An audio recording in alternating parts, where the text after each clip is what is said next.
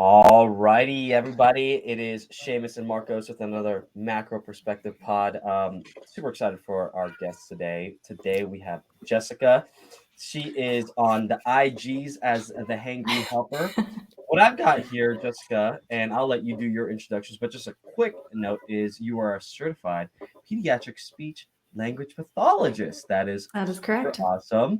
And you specialize in feeding disorders, and you are a mom of two. And the content that I've gotten from you, just getting to know you from our associate there, is you really help with getting kids, basically getting into the right frame with the parents, with the people around them, their guardians, to eat with food because they're picky eaters, things like this. But yeah, why don't you do a little intro for us, who you are, and we'll get into our questions for today. That sounds good. So yes, I'm Jessica, and when I graduated, I initially just went into like regular speech therapy, like whatever you would think speech therapy is. And then I kind of got into this niche of like feeding difficulties and feeding disorders or swallowing disorders too, which is like a whole different ballgame. But it just kind of like was a thing that I thought I wanted to do. And then I had all these amazing people around me that were like, all right, let's make this happen. And I got to be trained by some of like the smartest women I know. And now I've really like zoned in on this like picky eating like focus of this profession. Niche. You niched it Niche. out. I niched it out.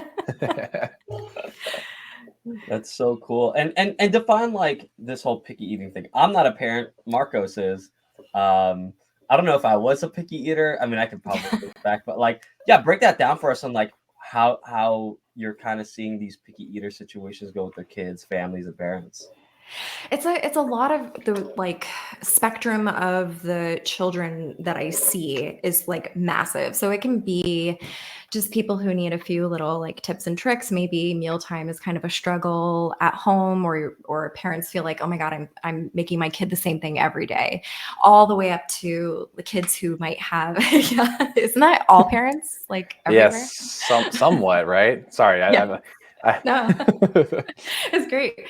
Yeah, all the way up to children who have maybe some like medical trauma. They've been intubated, they have a G tube, they've gone through chemotherapy, and food is just not an enjoyable experience for them. So, just kind of creating this understanding with their caregivers and the kids themselves that like, food is okay, and helping them learn to love food again. Man, I freaking love that. That's so cool. And Marcos, I'll let you follow up, but how did you get into this? Like just kind of how did you niche it down? Like as Marcos said, like how did you like come into the space? I mean, that's just it's just to me like I know probably parents are like picky eaters, but how did it just become to the point where like I can use this, I can help people? How did you figure that out? Yeah. Well, it was initially like a really random, I have to go through like a year of like supervision before you can graduate. And my supervisor was out, and I got to shadow a speech therapist that did feeding therapy at Arnold Palmer Hospital in Orlando. And I was like, this is freaking awesome. This is what I want to do. And so I just kind of just made that my goal.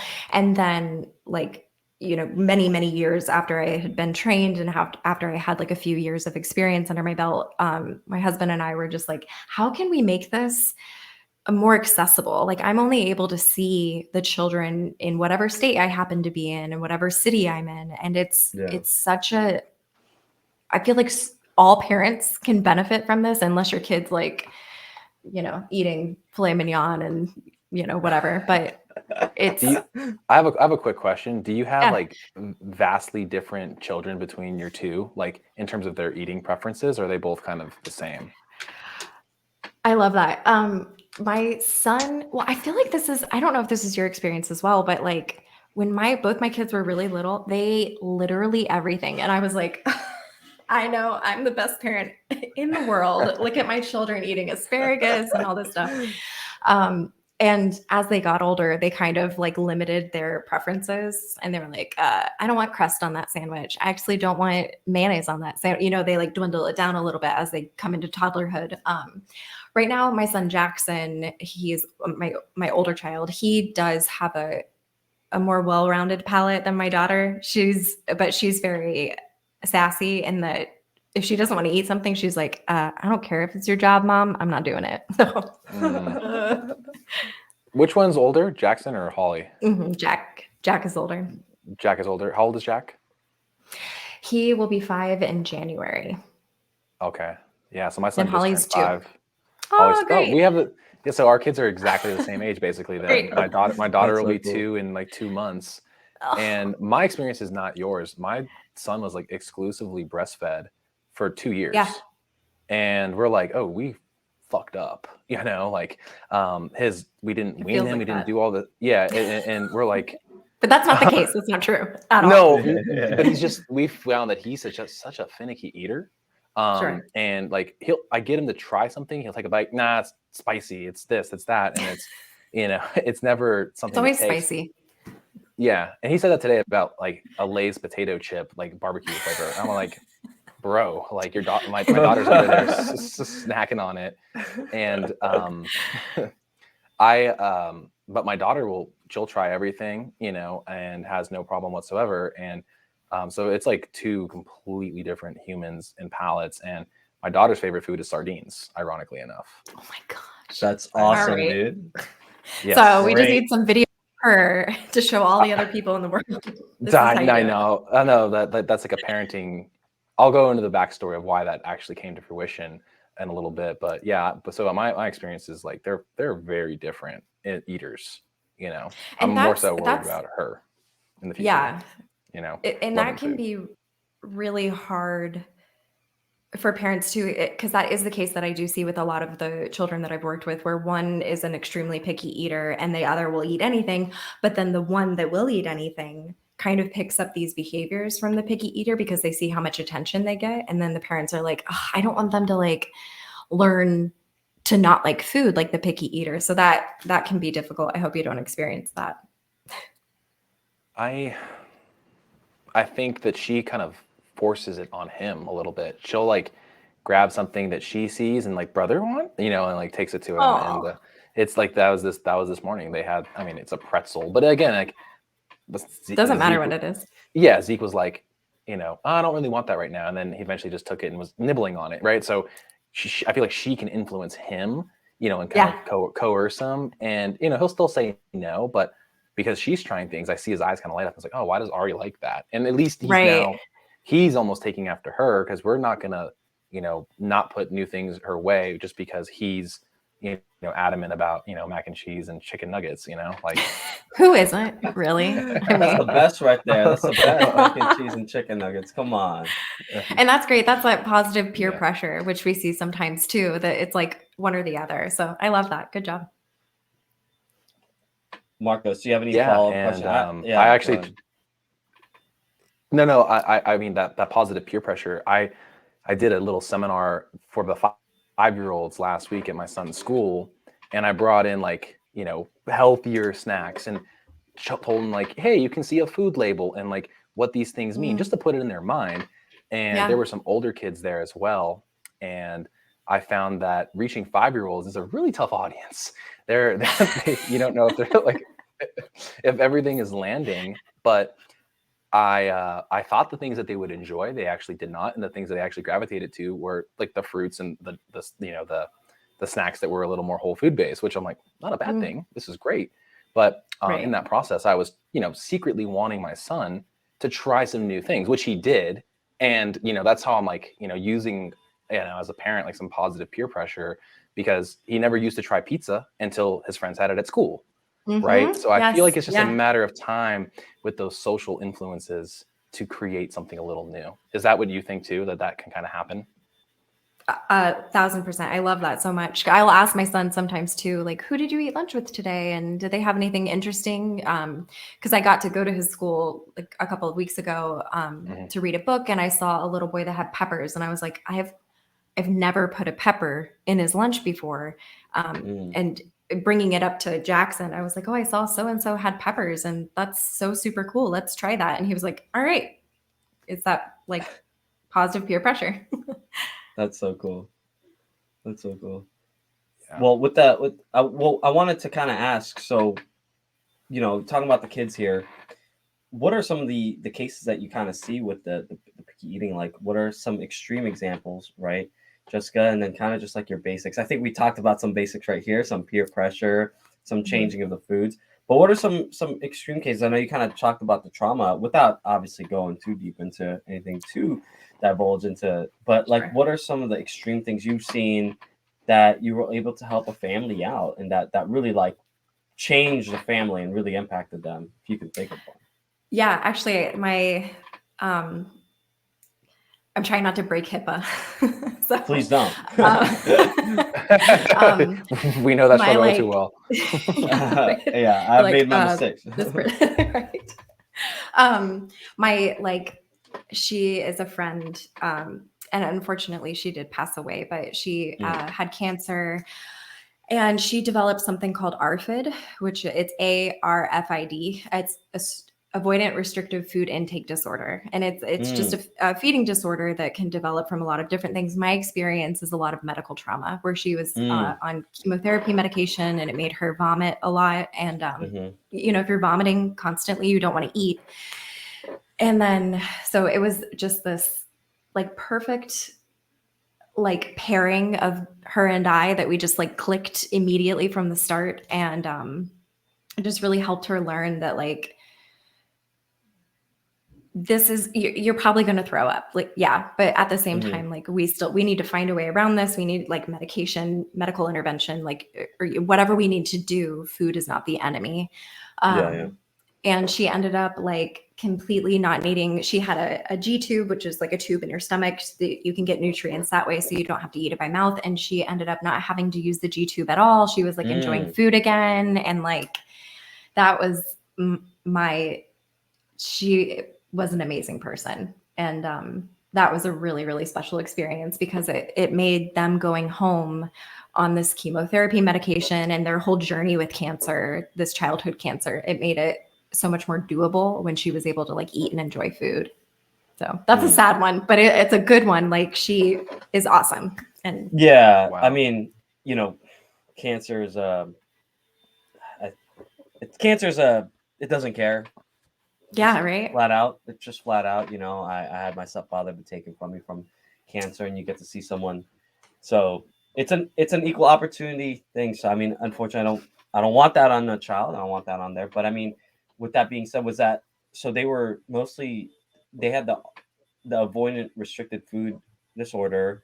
That was mostly from the trauma of the cancer, like the chemotherapy, like always being in the hospitals. Is that why this person didn't want to do it? Yeah, I think it was just this like culmination of the way that the medicines made her feel and the constant throwing up, that she was just like, I can't eat.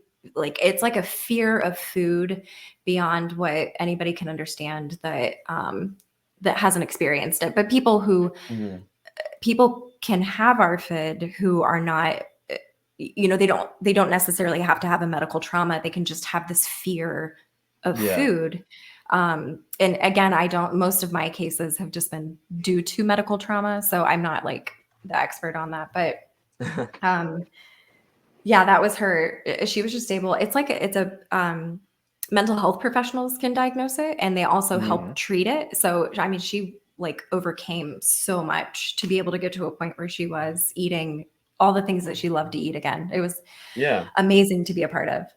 Well, could you give us like a one kind of tip, trick, technique that you kind of use with that child, just to kind of see how they can get back to food? And like, I know each case is special, each case is unique. Every person is very much so. But what was the technique that you kind of rely upon, that you try to use with her, and it's something that you could potentially use with most people if this is their issue? I think, with that case, when you have a kid that is just like not eating and they're losing weight, I would say like, okay, we need to see a medical professional at the point. So like, if you are a family and this sounds like something that you're dealing with and your kid only eats a few foods, like I would go talk to your pediatrician or go find a speech therapist, an occupational therapist, a mental health person. But I think it was truly like the fit between her and her ability to trust me, and for her and I to have fun, because she was a teenager, and like we just kind of like hung out and had a good time. And like Yeah. I think that was like because her mom told her the same things, like you have to eat it, but it's different coming from somebody else.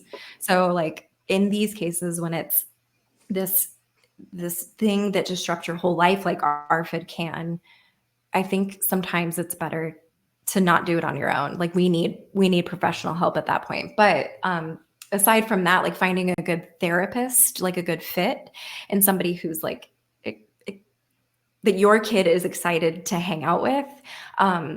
We worked on like really, really small portions, food that she used to love. It randomly was cinnamon applesauce. That was like the one thing that sounded good to her. But working up, I think doctors get really excited and they're like, okay, eat 15 cups of it. And you're like, okay, well, let's like hold our horses here. But just working on really, really small portions. So I know like our goal is to eat like a whole entire meal, but we're not there yet. We can't skip those steps in between. So I would say like small portions and no pressure. Like that's a big thing for my more severe cases, and my like less, it's all annoying and frustrating to all parents. So I don't want to say like less severe, but maybe not as medically severe cases. Offering that like no pressure situation or no pressure environment when you're offering new foods is like key. No, I think I love what you said there. Kind of just, it really is like a one-on-one interaction. And I love what you said about like, you really have to find that fit with someone.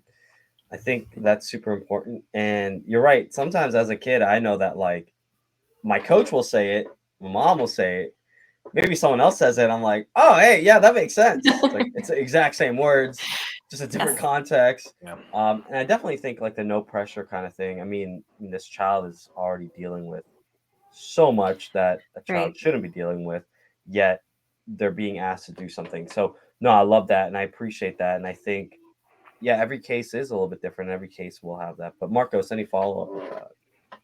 Oh man, there's a lot of follow up from me. So I know Jess and I have not actually met, but so my mom had cancer. So like that alone, understanding chemo, seeing that as a young child, and her. I mean, my mom loves to eat, you know what I mean? And she like she's like, Marcos, if there's one thing you can't do to me is take away my carbs at the end of the day. I was like, she's like, no, don't do it. No.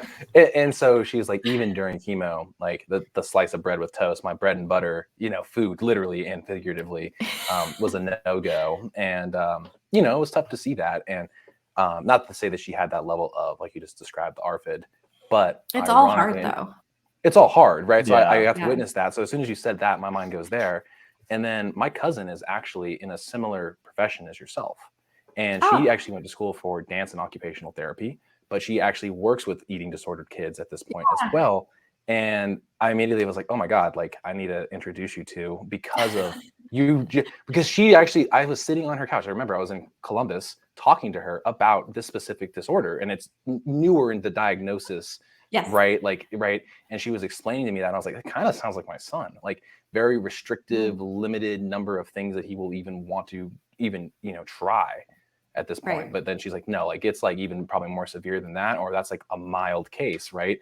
And again, like I just, not pressuring, like eat your not to quote my son, eat your sit here until you're done.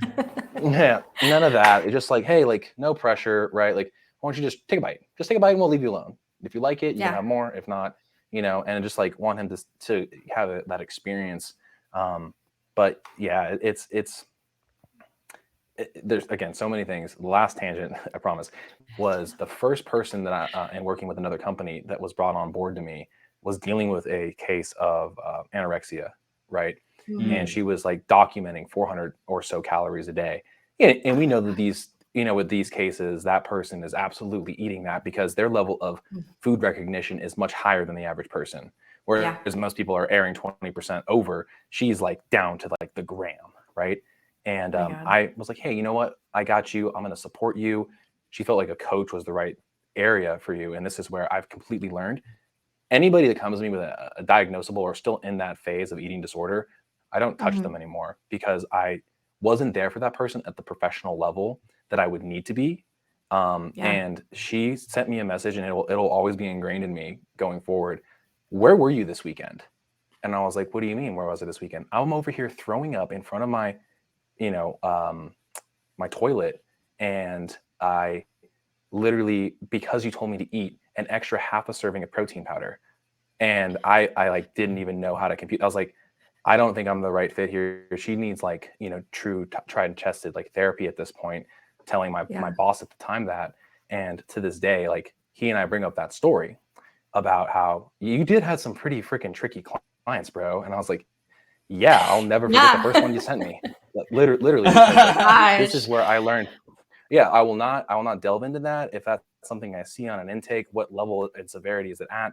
Is there a third party person that also needs to be here? Because a coach's support, Absolutely. I don't mind talking to you on a regular basis, but I'm not going to be like every single day texting you to the, to that level. And that's the difference, I think, of like therapy level intervention versus just coaching intervention, which I think is a good, I love that you open with that, because I think that people will really hear this and say, hey, like learn to not coach certain people or say no. The money isn't worth it. People's lives can really be at stake, and it'll impact you. It'll imprint on you. And that was my first case with a true severe eating disorder. Heavy, man. That's a tough case. That's a tough case. I mean, they're putting a lot on you, and I want to delve into that. I kind of wanted to share my own thing too, Marcos, so maybe you can talk about it. Go ahead. Yeah, no, I'm done. Yeah, all you. Because I kind of had like a similar situation with the client I'm currently working with, actually, but this is more in a group-like setting. It's in a group. They're dealing with really in-depth stuff, and he deals with a lot more anxiety, and this person doesn't want to eat, so they just kind of use smoothies to get everything that they need. Because what they told me was like, hey, I don't really like, they have like an apprehension to eat. They feel like they're gonna choke or something like that. And so I'm like, but they told me, hey, I can just do smoothies. And I was like, I'm gonna take that as a win. Like, I'll be like, you just do what you need to do on that end. Because I even had a talk with my boss as well, like the person I'm working with, the partnership, and I said, this is a case beyond me. This is not a seemingly healthy adult. This is like way more. But they're getting the help that they need. So luckily they're getting the therapy. But yeah, what are your thoughts on that? Like, I know you're working with kids, and we're talking about picky eaters with kids, but yeah, what about these cases like that coaches kind of take on and sometimes feel like, hey, I can be the hero of the story? It's like, no, you can't. wait. Well, even like when you're telling me the smoothie thing, that is like, I can't tell you how many kids I've had that they're like, I'm just gonna drink this Pediasure and then I'll be good to go. And I'm like, well, let's think about that for a second. That's so interesting to me. Like, I want to talk to that person. One thing I have learned doing like social media side of this is there are so many adults that are also picky eaters, but that it's like, it's such a stigma of it being like this very pediatric based thing. And that's not the case. And people feel very like, like they have to hide it because like it is this like very immature type of thing to feel. But anyway, that's so interesting about the smoothies, because a lot of people will do that. I don't, both in the terms of like, they do feel like they're like, they could choke on something. I do have a lot of kids that have felt that way, but that's usually because they're used to being fed by a G tube or an NG tube. But then also kids where it's just way easier for them to get their calories by a drink. And they're just like, I don't have time for this. Like, that's interesting. But I think sometimes it's hard. I mean, you guys could probably speak to this obviously better than I could. Like, if somebody comes to you and they're like, hey, I have this problem, it's hard to know who to send them to next, or even know that sometimes I think it's hard to know when you're not equipped, because you think, I want to help this person. I think I'm a good person. I can help them. And it's almost like Well, ironically, I made a short video about the difference of a pro and an amateur when it comes to any level of profession that you're after. And I think that comes with tenure in your craft. Yeah. knowing and building an infrastructure and network of other people that you're like, Yeah. you know, my job as the professional is to make sure you're getting the care you need, even if I'm undergoing a learning landscape that can make me equipped to handle that in the future. Right. If I'm not Right, there, right. and I worked for a number of teams. The first team I worked for, we all had our niche, right? I was just like basically the intern, but I was also getting clients. It was a great place to start, right? So I didn't get any of the tricky cases. And so whenever I had somebody that was more tricky, I meant to my, you know, my long friend Travis, who also we've talked about a lot on the podcast, passed away a little over a year ago. And I'm like, I wish I had the same brain now so I could ask him these dang questions so I could be even more equipped to handle these people that I'm now like interested in helping. Because, you know, it's taken a journey. It's taken 10 years to like be like, oh, I'm finally equipped to handle gut health. Who knew it would take 10 years of coaching nutrition to be equipped for that? Yeah. It's so No, true. And it's also like knowing that it's okay to not, you know, like it felt weird to kind of be in this niche of speech therapy because I'm like, well, I learned all this other stuff, but now I know like it's okay to be really good at this one thing. I don't have to be really good at all of it because there's other people. So I guess that's part of the learning experience too, is, you know, getting enough experience to be like, I'm not so great at this part of my job or this like one area, but I do know somebody who is great. And then, you know, leading your clients to those people who can help them best. Yeah. I think I was telling Marcos about this. This is like a super serious talk I had with myself very recently. I'm just not taking on anybody that doesn't like hit like the questionnaire correctly, doesn't get on the call properly. I'm just like, it's not even the fact that like they could be a seemingly healthy adult. Let's just say no eating disorder, no nothing. If I just don't feel like it's right, I'm just like, hey, just it's no offense. I just like don't want to do this with you.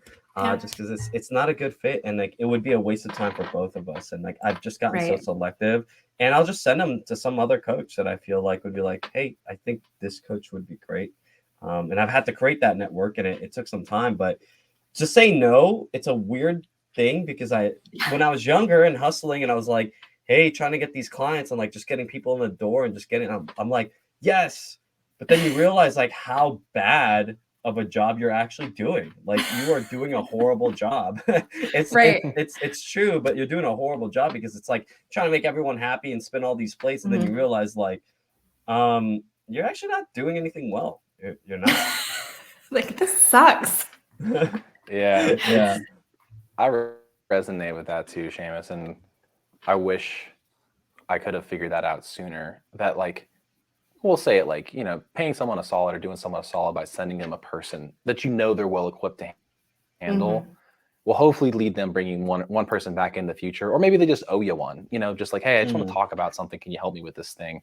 But obviously too, I think earlier in your early 20s, as you're building a network and you don't really know a whole lot of people, or rather you're at the beginning of the Dunning-Kruger curve where you're starting to feel like you know nothing at all, even though you're ranking up, right? Confidence goes down, yet knowledge goes up. Basically, right? And that's the thing that I think I've realized here recently too, is it's okay. Like you just say it with conviction, say it with confidence, even if it may not be perfect, but it's the best thing you know relative to that specific case, and or say it with conviction that like this person has to coach you. I guarantee this person will fix you.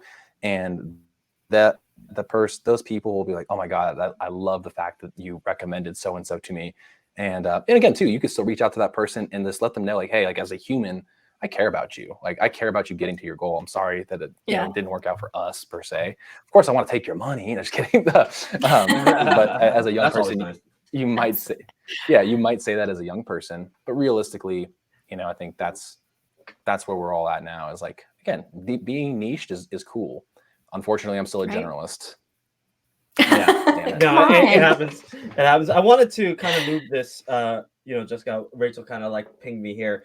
We do have a bunch of questions, I think, from parents, Marcos, and then we can kind of interweave with some of. Look, I'm not. I don't got kids, but I know that one day I will. And I was just feeding one of my nieces, and one bite into the chicken, she's like, "I'm not hungry anymore," and I'm like, "Why?" And she's like, "Oh, my stomach hurts," and I'm like, you've been running around like you're not hungry. What are you talking about? I built this plate for you. Come on, it's mac and cheese and fried chicken. But I'm gonna run some questions because I think this is from our questionnaire on Instagram, and I think this will be perfect because there's a lot here. But one of our clients, one of the folks, audience members, Rachel P. She asked, "What do you do about a kid who will touch, lick, kiss, mess with the foods, but won't eat them? But only has like a few foods that are safe to eat. What will you do with someone like that?"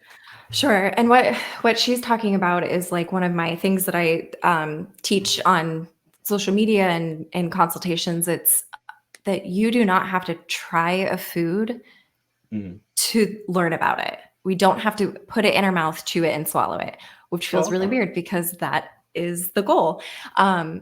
And so like one of those or many of those interactions, the food interactions that we can do to feel more comfortable towards a food is smelling, touching, kissing, licking.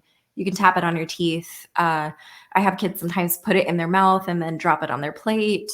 It's just, how can we get the kids to interact with a food in a positive way that we can eventually build on? So that's what part of that question was. And so she was asking, like, what if we can do those food interactions, but then we can't progress to like taking a bite?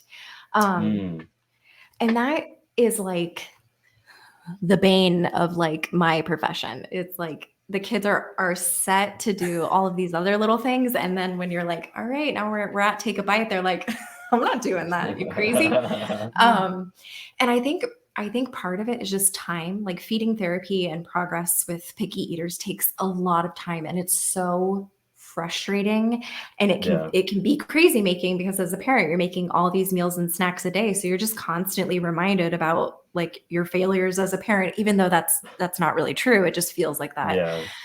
So I think building on those interactions and going, as slow as we can sometimes, if that's what the kid needs, or making those portion sizes even smaller. You can pair those foods that they've been able to interact with, pair it with dips, even like kind of some unconventional things. Like I'll have kids that love to put Parmesan, like that shaky Parmesan cheese on everything, sprinkles on anything, or like even dips. Like I've had kids in the past that love to dip their blueberries in ketchup, which is like, that is interesting. It's not great, but it works. It's not great, but it works. No, just finding creative ways to be able to get your kid to feel comfortable enough to actually eat that food. And I do think those smaller portion sizes and using like whatever you can is helpful. To kind of coax them into it and kind of get them into it. I mean, that's what that's the same thing for me. Like with clients, I'm like, I know you want to eat healthy. I mean, you don't necessarily want to eat this healthy stuff, but like we can like sugarcoat it a little bit, right? Put all these dips and sauces and seasonings. That honestly helps a lot of clients, because they're like, Seamus, thank you so much, because I hated everything, but now it tastes a little bit better. Just a little bit better. That's like vegetables. If you're not going to eat vegetables at all, then eating vegetables with vegetable dip is better. I highly agree. Yeah, highly agree. What this next one is Doran. He asked, maybe you've seen this, but like you're talking about kind of convincing them to eat the new foods, but I think the follow-up with that would be is once they've tried something, like they decide, okay, they don't like it, how do you convince them to try again? I mean, I'll use myself as an example. Like I know one time I was told not to try Brussels sprouts. Okay. I mean, I was told to try Brussels sprouts. I was like 7. Yeah. I hated it. But for some reason, I tried it out again when I was like 16. But this time it was with goat cheese and bacon. And then I was like, I freaking love Brussels sprouts. And then I like had Brussels sprouts after that, like all the time. I still did it with the bacon, the cheese. But then at some point, like I just love Brussels sprouts. Like, how do you get someone to like try something and convince? Because like I thought I hated Brussels sprouts, but I'm like, I freaking love Brussels sprouts. I don't know. It's so funny that you say that, because we literally have Brussels sprouts with goat cheese and walnuts, like maybe every night for dinner. I would do it. With dinner, not for dinner, in addition to. So I love to tell my parents and anybody that I work with that it can take up to 20 times of somebody trying a new food or a non-preferred food before they can actually really know whether or not they like it. And 20 that feels times. like a lot. I mean, that is a lot. Can you imagine trying to get Well, a it took kid me to try 9 Brussels years. sprouts? Right. So I get it. I get it. And your taste changes. So like, you were asked to try that Brussels sprout. You didn't have too much of a negative experience with it that you felt brave enough to try it again years later. And that's super, super important. Is creating this very like positive, and I said it before, like this very low pressure environment around trying new foods. But Yeah. one of the things that I think might be happening is that as parents or caregivers, we get really excited when our kid likes something new. And kids have learned that. And so they know if I tell mom or dad or whoever that I like this food, they're going to buy so much of it. And then they're going to give it to me and I'm going to be forced to eat it. So with those older kids, you can't explain this to a 2-year-old, but like with older kids, I like to let your kids know if you tell me you like this, I'm not going to make you eat it every single day. It's just going to be something that we can continue to learn about. We're not going to go from trying a bite, you tell me you like it, to having Brussels sprouts be the main course for every single meal. So I think it's just an anxiety thing for some kids, is they're like, I don't like it. No thanks. Like, they tried it once. Yeah, it was fun. It wasn't nothing bad, but now they're like, if I say I like it, my parents are always gonna freaking give it to me and I'm gonna get bored. Yeah, I hear that. I totally get that too, and that totally makes sense. And I would see why a child would want to kind of like not say anything just so that they don't get stuck in a situation. Makes sense. I think there's another one here that's good. What are your thoughts about this is kind of like going to the next thing. It's like, what are your thoughts about serving dessert with dinner? I've read that this is a good idea, but I can't help but picture my kid eating it first and skipping the rest of the meal. I mean, this is an interesting one because I love dessert.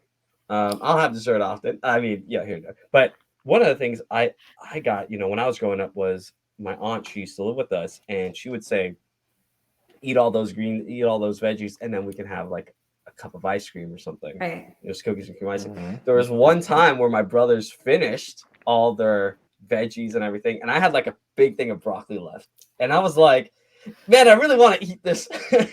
I really want to eat this cookies and cream ice cream. So like I ripped through it, but it was like to my detriment because my stomach was hurting. But I was like, I really want this freaking cookies and cream ice cream. But what are your thoughts on like using kind of like that carrot on a stick mindset? As a parent, I would like to preface this by saying, like, sometimes whatever works is the right answer. And I have a friend that tells me that all the time about many different things, because I feel like we are like, we're bombarded with all this information about what we're doing right and what we're doing wrong when we have little kids in our life all the time. And so whatever works and is not harming you or your children, then that's the right answer in the end. But so that person was asking, like, she can imagine, or they can imagine that can't help picture my kid eating dessert first and then the rest of their meal. And I think that we put a lot of like limitations on our kids sometimes, where we can kind of anticipate what we think that they'll do. And usually we're right. But I did this with my son like a couple of years ago, where I was trying that out, and he really surprised me with eating a variety of foods throughout the meal. Like, I think if you give a kid a massive piece of chocolate cake plus their meal, they're going to be like, I'm going ham on this chocolate cake and I don't care about this broccoli. But it also, to your point, Seamus, was like, you wanted the ice cream so bad, and then you ate the broccoli, but your stomach was hurting. That's what we want to try to avoid, is teaching kids to ignore their hunger signals and how their body feels in order to get this thing that's on this pedestal. And I think that's what the dessert with dinner can do, is bring it off a pedestal. All food is just food. All food is good food. Yeah. Like, it's just, I'm glad you brought that up. I'm so glad you brought that up, because like I'm horrible at listening to myself. Like I get really cerebral. So like sometimes it's hard for me to kind of like, it's hard for me to kind of like empathize with people because I'm like, just do it, like just do it, because I've just kind of had that mindset. But I've also seen the detriment of it because they're talking about like these hunger cues. Like just a little bit about me, I developed some eating disorders. I had body dysmorphia. I was a wrestler, so I got really good. I got strict 90% of the time, but the 10% of the time that I wasn't strict, guess what? It was all hell broke loose. And I think that maybe that kind of, I'm not saying I'm diagnosing myself, but like from that time frame of like just ignoring cues and just getting what I want, I think that could be very detrimental as well in the long run, because it's like, oh, this is what I want it right now, and then just you kind of just say, I don't care how I feel, I don't care if I feel bloated, if I feel like my stomach hurts, I got what I want. Yeah. And I think we all do that when we've had like 18 tacos and then you're like, oh, but I really want a brownie. And like, you eat it and you're dying afterwards. But all parents know that. I feel like we did that a couple weeks back with some of our newer friends. They have 2 young kids as well. And we were like, Domino's? All right, whatever. Pizza's fine. Right. And we're like, I look over at each other and I was like, well, he's like, dude, it's the phase of life we're in. Just give it up. And I was like, don't worry about it. So I was like, that's just a guy who's on a bulk, and then me who has to try to lose a little weight right now. And we also ordered. I got like scrolling the app, and I'm like, oh, I've never tried their desserts. I don't give a shit today. Yeah. I mean, I was so easy with the app too, right, Marco? Yes. They hit you with the deal and a coupon in the Domino's app, and and it was a game changer. I quickly learned that they give you a lot of sweets for like $5, and they aren't bad. Don't tell me that. You didn't hear it from me. But it's again too, like I've actually recently attributed to some of my like lack of like cognitive ability to poorer food choices. So again, like that connection of like, hey, I know to pair this donut with a piece of protein, and I did that the other morning for my son's birthday. I felt like dog. I mean, like I was like, I couldn't focus for 4 hours. It was so bad. And I was like, this isn't worth it. And granted, eating 2 donuts from Pink Box is not really necessary at any time. One would have been Come on. I know, but if you're not doing excess, you ain't really trying. Yeah, you gotta double up. And again, so like I tried to balance it, and the day as a whole actually calorically was actually great, ironically enough. But like I'm like, I don't want to feel this way again. And then I had that happen again on my son's like birthday party, where I bit into like a piece of his cake and some cupcakes, and it was like a fraction of what I had before. I'm like, oh, I think I'm just getting really sensitive to sugar now, because I don't really have it too frequently. And so like you just said, it's not that food is bad. I'm not demonizing that thing, but I'm picking up on how my body's now responding. And the kids will probably be like, oh, like I'm tired, I don't want to do anything. You'd be like, as a parent, you're like, well, like, maybe you overdid it. I don't know. My kids are only, 5 and 2 like yours, right? So I feel like the older the age of the kid, I don't know. Do you feel like talking about that, like having them pick up on those signals, is something to talk about too? Yeah, I love that. And my son was obsessed with cars for a while. And so we had to talk about like, you put gas in a car and it helps it run, but if you put something bad in it, the engine will break. And your body is kind of like that. It's okay to put all sorts of foods in your body, but we also have to be mindful of how much, because of how your body feels. Like, how does your body feel right now? And just kind of, I don't know if that's the right thing to do, but just starting that conversation from a young age, I think is helpful. And it doesn't have to be like a 30-minute like TED talk for him. But I do think that what I'm very passionate about is, it's education. I come from a family of educators. So understanding the why behind things is part of nature of like a 5-year-old now. Like, why? Yeah. What is, 10 plus 2, blah, blah, blah, and same with food. That conversation hasn't come up as much, but again, like, hey, like in that talk, I was like, what does protein do? And I recorded the whole thing. I'm going to share it eventually, but I'm asking questions to 5-year-olds, and I want to know what they think the food does. And like, I asked them, what does protein do? Gives you muscles, helps you have energy, and so like they can associate things. Okay, what is a protein? You know what I mean? Like talking about it in that education thing, no matter the age, right? I mean, if you can boil something down to a 5-year-old, like, trust me, like then you're doing a good job of explaining things. And that's what did it. I was like let's see what they know if their parents are talking about it. And now they're bringing up new conversations to their parents. So I'm like, hey, let me just like plant this little nutrition fact seed. I know they can go look for this thing. And the teacher told me all the kids went home and now they're like calling their parents out about the nutrition labels. I'm like, perfect. Their parents are like, they're mad at you, but it's a good combo. But so they're like, what does this mean? And the parents are like, I don't know. They're gonna educate each other, right? So like that was the whole point. I'm sneaky like that sometimes. And again, like the kids are a vessel. And you mentioned earlier about like, and I think Seamus said it too, like you as a parent, you can't really coach your kid, right? It's why like anything that's a coaching endeavor with my son, I'm stepping away.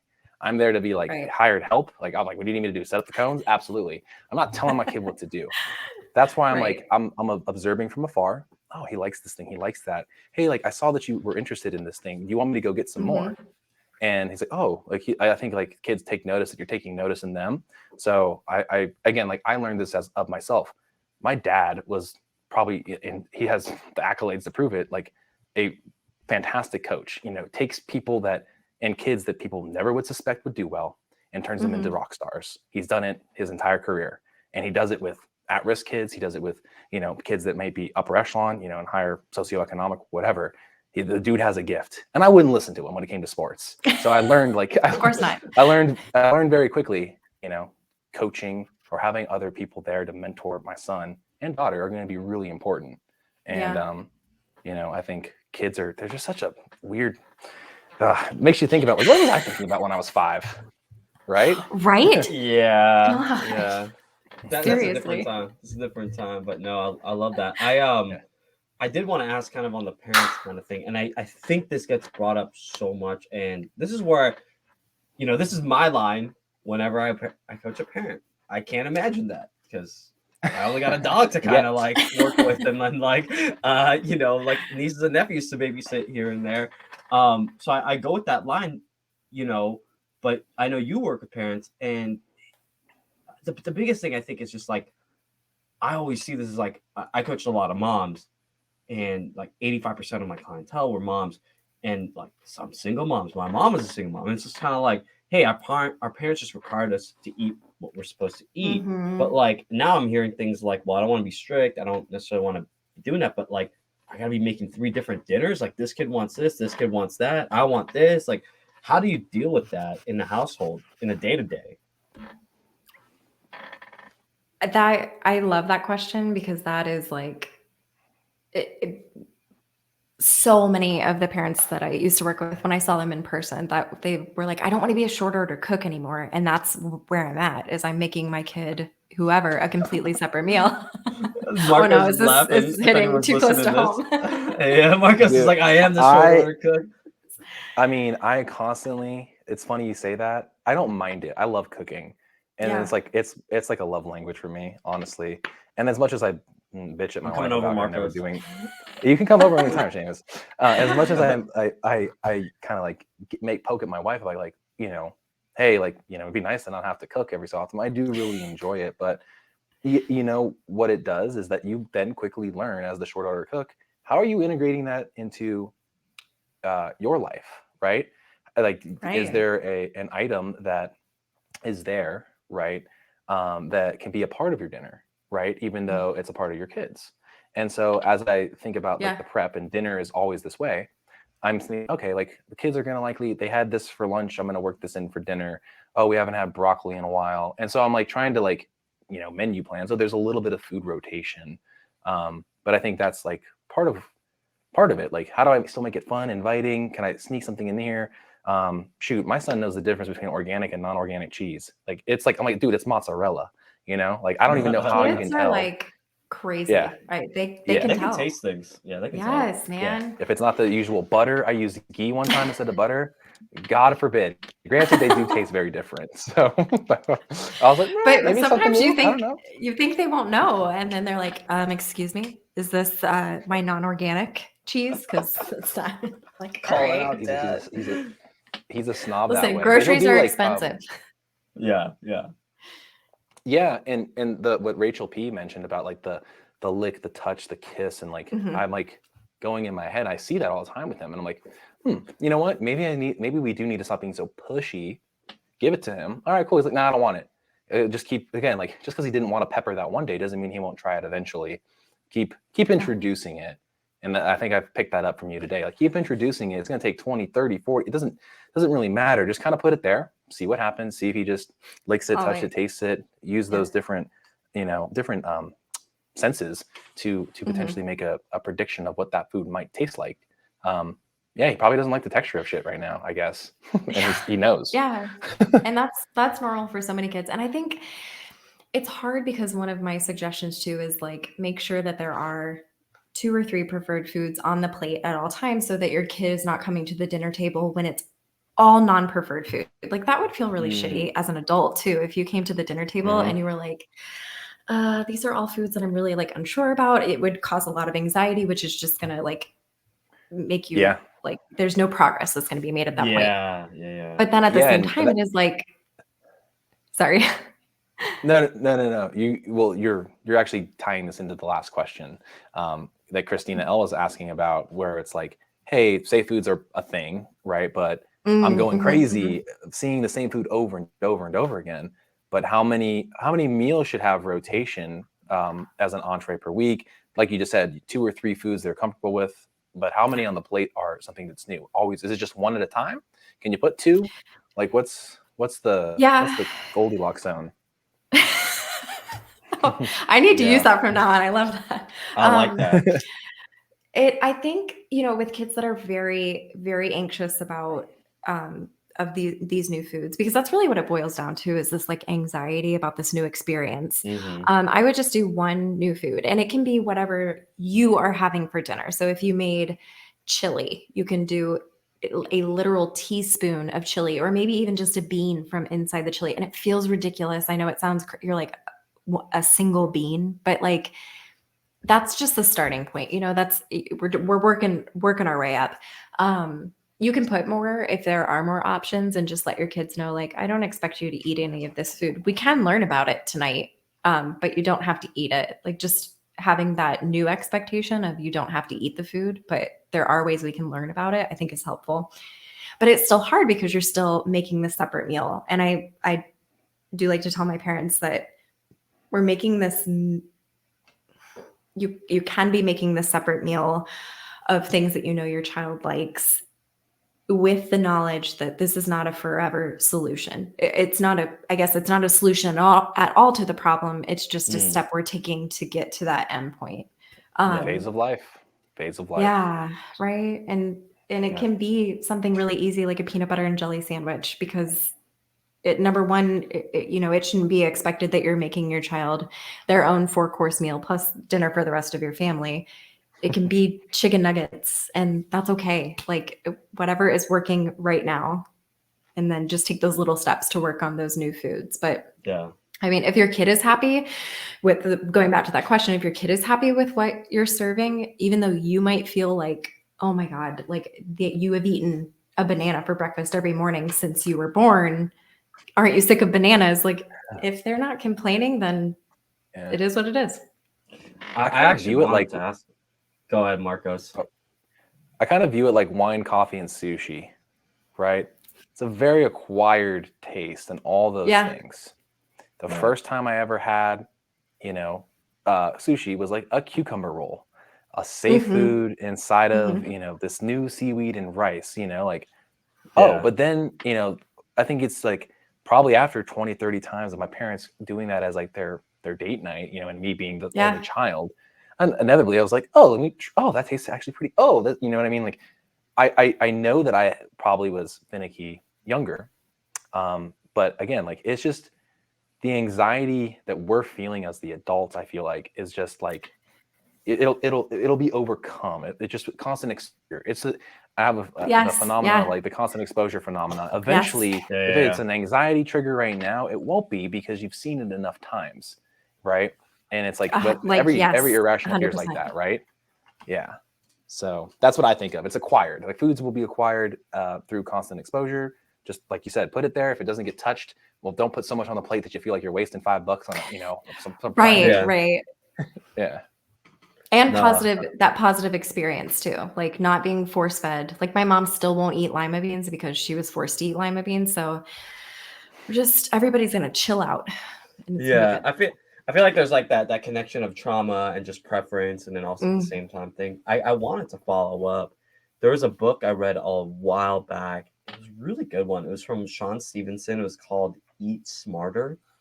Mm. And the book laid out a fact or like a data or kind of just like an understanding of like most people will have stuck to their 10 foods or 10 types of like entrees that they'll stick to for the rest of their life. What are your thoughts on that? Like, do you really think that people kind of stick to something and they're just like they're comfortable with it for the rest of their life? I think there's probably like comfort. I'm trying to think of like, what do I cook for dinner ever? Now I can't like, I don't know. Um, I think just being like a human, I'm sure that you get into this like rut where you're like, okay, Yeah. tacos, okay, pizza, okay, or Mm, whatever your food is that you make. But I don't know. I mean, I have things that I fall back on personally because they're easy for yeah. me to make. I don't have to look at a menu, but then I also get really excited to cook sometimes and I'm like, I'm going to make a homemade German dish from like our roots and then, like and it's something completely different that we've never had, but Yeah. Schnitzel. 10, 10 we had that tonight for dinner. We 10 feels very limited. And I wonder if that data is from when people had less access to different foods from different cultures. That's what I was thinking. I think it was more like I think he said I don't have the kind of like the script offhand, but he was just kind of saying like Mhm. people fall back on like their same 10 meals on a rotation. And they usually just kind of fall within that if they're not trying things. And he followed up with it, and I think Marcos brought this up with the gut microbiome thing is if Mm. people I think he was talking about average Americans. I don't think he was talking about like other cultures because in other cultures, I'm all about that. But basically, it was just saying like the average American will do that, and then with he kind of brought the gut microbiome in place. Like if you're eating like the same 10 things and the same 10 entrees, you're not introducing new things Yeah. into your gut. And I was like, so like that night I was like, I'm gonna try this kimchi. I'm gonna try this. I'm I gonna was do just this. going to say kimchi.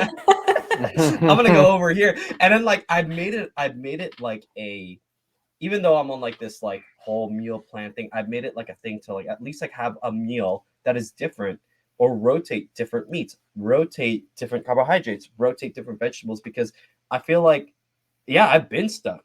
I have been stuck, and I think some of that comes from childhood of like comfort Yeah. Yeah. or things. But I also Or realized, ease. yeah, just ease and stuff like that. I And love how that. I feel like that's a conversation you can have with kids too to talk about that like microbiome. Like food is so that you can grow, but it's also for like your gut health and like that would be a great conversation to have with a kid, a little bit older, 5 and 6 or whatever. But that's yeah, so interesting. I love that. no, for sure. Yeah, I didn't want to. Yeah, go ahead, Marcos. no, I think to that, like, the microbiota, the preferences, 10 things. I oftentimes will challenge clients and parents alike, right? Because they tend to be the clients that we work with too. Yeah. And to like, yeah, create a theme for each day, but then Yeah. alternate the ideas of the theme. So like me and my wife do Taco Tuesday, but like, sometimes it's carne, sometimes it's ground beef, sometimes it's shrimp, sometimes Mm. it's, Mm, create a food rotation inside the theme. So then you have like a general landscape, but then you can create new variability. And again, maybe yeah, go out and try like, a Mexican, like authentic Mexican, like taco Yeah. version. And again, like I know if you go there, you can get some tripe, you can get some tongue, you can get some stuff that's very bizarre, which is not ooh, everyone's cup getting of me on tea. there. But like, It's Tuesday there's as we record this, Marcos. As That's you know, I right. haven't had dinner yet. I might have to I go. you might have to go get some, and Some it's not tripe. just the ground beef and the avocado, but like, I mean, that was me yesterday. I was in Whole Foods. I'm like, you know what? Like, and Seamus and Rachel and I all have a group thread, and I was like, I've been so satiated today, and all I changed was adding some beef liver, 2 ounces of it. Mm. And I'm like, what possessed me to even try that? It was there in the frozen section. I was like, let's give it a go, give it a whirl. Do I like this? I don't know, but like, I mean, it was funny because I was like, oh, okay, like it has like a sweet taste. It's something that Yeah. has a little bit of that metallic-y taste. Like I'm kind of like, just trying to observe like is there anything there that would be off-putting? Are there health benefits there? How do I feel incorporating that? And Mm-hmm. I think, like as an adult, like we have a similar challenge, right? We're going to stick to the foods we really like. Hell, Yeah. what we learned in the pandemic was exactly that. Hey, when you have unlimited access to your pantry, you gain 15 pounds pretty easily, right? Because there ain't no food in there you don't like, right? Right. And again, too, you stock your cupboards with things your kids generally will be eating. And I've noticed too, you mentioned that like kind of burnout effect of like foods they enjoy. My kids are like, oh, I don't really want the bar anymore. So like, all right, cool. Let's like, I'm like almost like, taking things in and out now and letting them ask for it. Because then it's like, oh, they're ready for that again. Like it's good to like, have them ask for it. And that's like my little hack right now. Cause again, like I'm not dealing with kids specifically, but I am a parent. I am noticing these things, and hell, like sometimes too, it's becomes really effective. And so to weigh in there, even though I'm not the professional like you. No, that's it's a great strategy, because that is what happens sometimes with our kids that have like 5 to 7 foods, like truly those are, you can count them on your hand. That's the amount of foods that they'll eat, is that they do have this like experience of burnout where they're like, I cannot eat another banana or whatever it is, because they've had it so often. And then that further limits their diet. And so I love that you're, creating the opportunity for your kids to, not experience that burnout. That's important. And vocalize it too. Like my daughter yesterday was like, grapes. And I was like, we don't have any grapes, honey.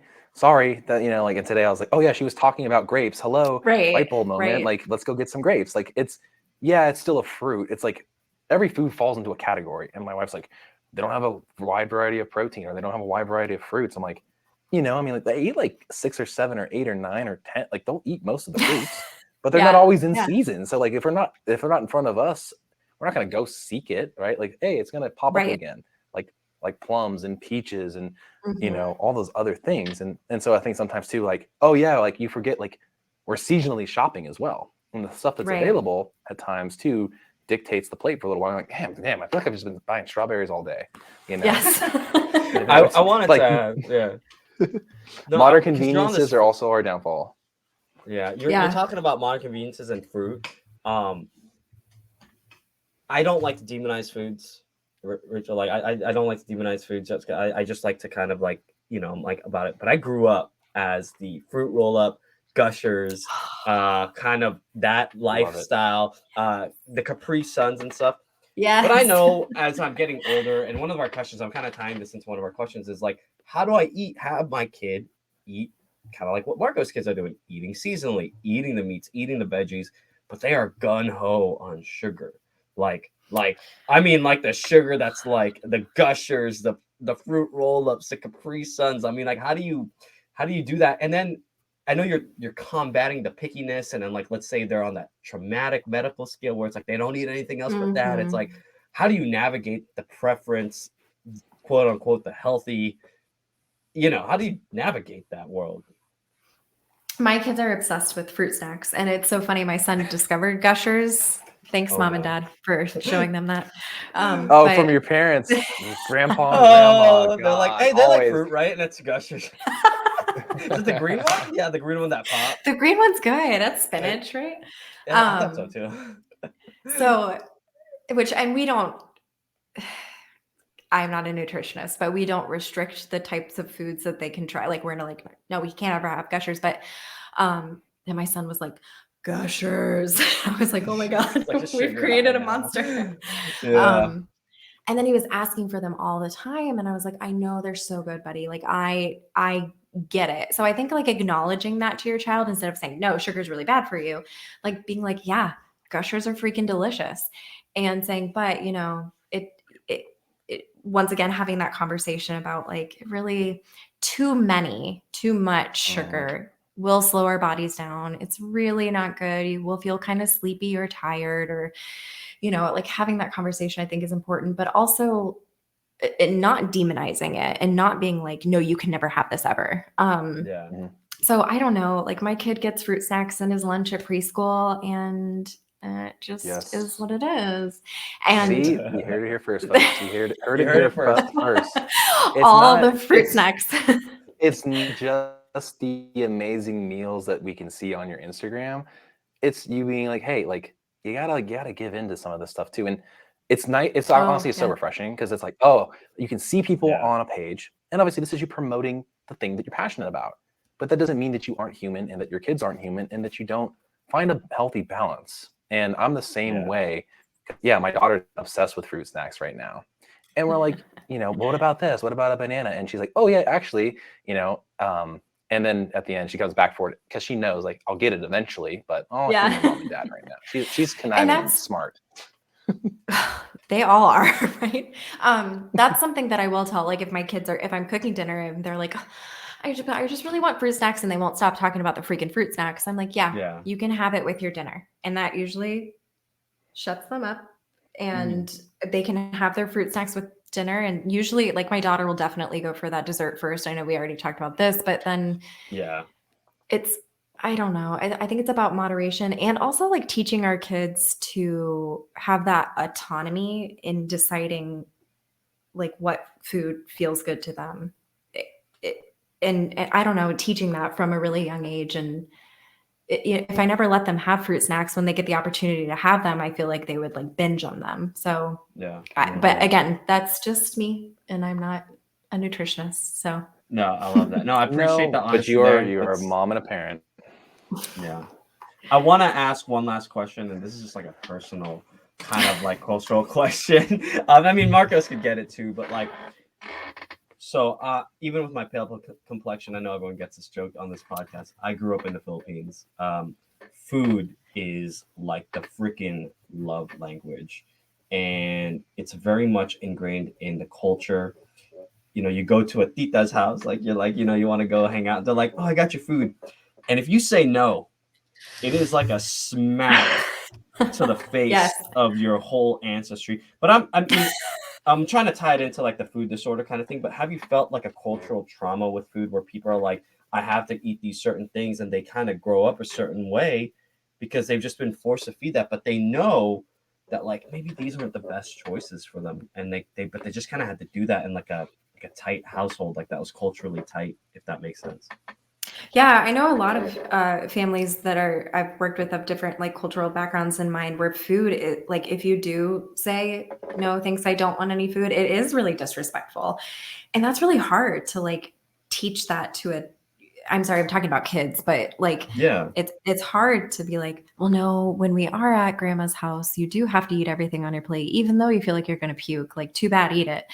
So but I do think that most parents from all different backgrounds can relate to the experience of having family input or comment on their child's diet when it's really unwanted and unnecessary.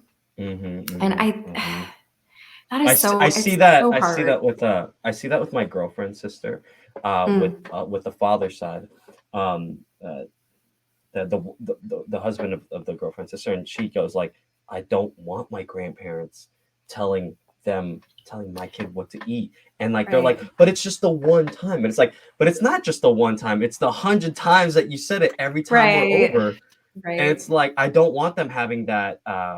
I don't know, whatever. I don't know what it was exactly, but it's like, I just don't want my kid having that. It's like, how do you have that conversation with like the grandparent, the aunts? It's just like, it's such a big peer pressure, and it's like your kid wants it. They're like, I want it, mom. It's like a sugar stick or something like that. It's like, how does that work? If you're me, you don't have that conversation and you just vent about it later. my parents are great. My parents are awesome. But it is like, it's so hard. And if you're feeling really ballsy, if you're a parent, you can tell your family members like, hey, my child's diet is not up for discussion, or like, these are, I know I could never, I would die. But because a part of it too is like, I want to stand up for my child and be their advocate if they are in that situation where like, no, they don't want to eat another helping of whatever, but they're afraid to hurt whoever's feelings. Yeah, it's so hard. That is, I think that I would have to like I'd have to delve into that a little bit more. Sorry if that's the last question. I feel like we're kind of ending on like a moment. Marcos, any follow-ups maybe? No, I've experienced that, and grandma's house It's really always got me hard. fat. Yeah, grandma's house always got me fat. And I mean, she plumped me up all the winter vacations we went there, and my parents. I'm at their house right now, right? To say that they don't influence it, man, that's not true, right? They do, and they're gonna No. voice their opinion. And Mhm. my wife's like, "Oh, I love your mom, but she oversteps when it comes to some things like food." Yeah. And I'm like, look, I love her too. Just like, again, brush it under the rug, right? It's an issue today, but like guaranteed eventually, like she means well. Just, you have to know, like, they want the Yeah. kids to be just as like, having so much diversity as, we now have, but they probably Right. fail to forget that was also us at some point. Right. So, Right. again, it's just like, Just parenting send them well, all just, to my yeah. Instagram. All the grandparents, come watch my videos. Come watch Stop some telling videos. your Yeah, that's a grandchildren good what to eat. Good plug. That's actually a great segue. Into the like a couple things here. Like your food school seminar that is at your own speed. If you want to just kind of dive into that really quick for us. Yeah, it's an hour-long course. And it just goes into like kind of a little bit more in depth and a little bit more, it's hard when you watch videos online to get like the feel of like, okay, exactly how am I going to implement these strategies? And that's what that course does. It takes you from start to finish, all of the new techniques and strategies and like the mindset to help your picky eater expand their diet in a really healthy way. And you can also download just the audio so you can listen to it like a podcast if you, like all parents, do not have an hour to sit and watch something when you really just want to like scroll through TikTok or something. Yeah. Oh yeah. So that's a good option for a lot of parents. And Awesome. also too, And you have a your website newsletter. and your newsletter. Can you give us a little detail with where to find that? Yeah, my website is thehangryhelper.com, and it's got a newsletter sign up on there. I also do individual consultations where I meet with a family for 45 minutes on Zoom, and we just talk about like their specific needs, and that is super helpful and really fun. And then all of my social media is hangry_helper. Awesome. Thank you so much, Jessica. As soon as I have a kid and they become a picky eater, I know who to go to. Done. I'm here. Yeah. And I'm going to end this with the story of why I picked sardines for my daughter, because I didn't Yes. say that yet. Yes, finish it, please. So as you know, there was a formula shortage, and my daughter has a very nasty dairy allergy, like busts out in hives, and we couldn't figure it out. We literally bought a new house because we were living with my parents to potentially move to Nashville, and because we couldn't figure out what we thought it was the dog. And all right, the dog licked the toy, something happened, right? Come to find out, we were all drinking protein like Fairlife protein shakes, which are delicious, but kissing on her, and she's like busting out. I'm like, what the hell? And so we go into formula. We're doing an elemental formula at that point, which is like $50 a case. And they're like, gross. They're gross. I know we put drops of vanilla. She would crush it. She's again not a picky eater, so not the content of today. And so I went and was like, all right, like I asked the pediatrician, and again they're like, you probably know more about nutrition than we do. I'm like, of course, right? And I was like, so is it fat sources? Is that really all you're after here? And they're like, yes, we just want them to get calories from fat. Cool. So I'm like, all right, let's look for ones that have good DHA, right? So smaller fishes tend to be better, and or like wild caught like salmon. So I cooked her up some salmon, and she liked it. Well, I was like, all right, well, she doesn't love it. Let's just keep trying it out. Eventually, I tried tuna. Didn't really care for that. Tried sardines, and she smashed it. And I'm like, there we go. So I did it as a result of not having certain things in her diet, because we had to move to oat milk, because that was just, again, for her preferences and her dietary issues, which again, not a great thing. We hope to get her off of it soon, more just all whole foods. But that was me filling that void of like brain health, right? Knowing that she's needing that. And as it turns out, and this is just anecdotal, right? she's like the only kid in her class right now that was talking at like 16 months, you know? So is there something there? Sardines, Perhaps. man. Let's all go get some Sardines. sardines. Get that brain up. Get that brain up. Sardines is on point. That's awesome.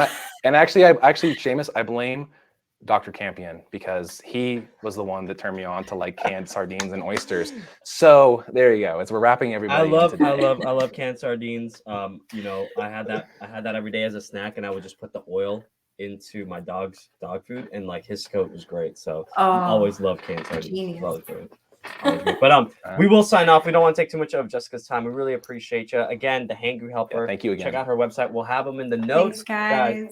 Please comment, like, subscribe. I think this is a topic that we'll definitely have to do like a continual follow-up on because kids constantly change. So we'd love to get you on again, Jessica. Thank you so much for having us. And thanks, guys.